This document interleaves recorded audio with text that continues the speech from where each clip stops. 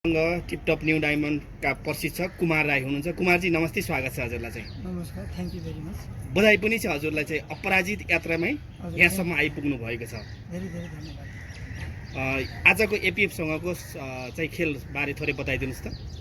आजको एपिएफसँगको खेलमा चाहिँ अलिकति सजिलै गरी हुन्छ होला भनेर आएका थियौँ, तर धेरै गाह्रो पऱ्यो कोर्टमा आएर चाहिँ। अब मानसिक रूपमा चाहिँ सजिलै हुन्छ भनेर त्यति चाहिँ नि गाह्रो सम्झेको थिएन।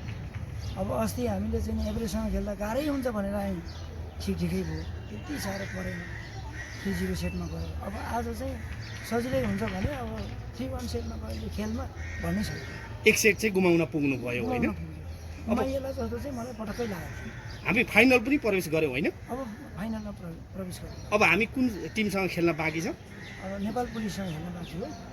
अब 17 गते खेल्छ। अब हारे पनि जिते पनि फाइनल चाहिँ प्रवेश गरिसक्यो होइन? फाइनल चाहिँ प्रवेश गर्यो। यो 10औं एनबिए होइन, एकदमै महत्त्वपूर्ण लिग हो होइन? यो च्याम्पियन हुन बित्तिकै काबा खेल्न पाइने अवसर छ होइन? यसलाई कसरी लिनुभएको छ भन्नुहोस् त।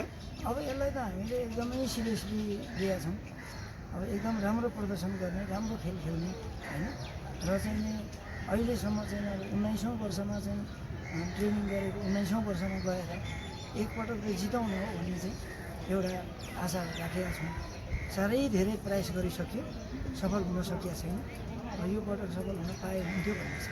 यसपालि त नेपाल भलिबल सङ्घको यो धनराशि पुरस्कार पनि एकदमै ठुलो छ होइन?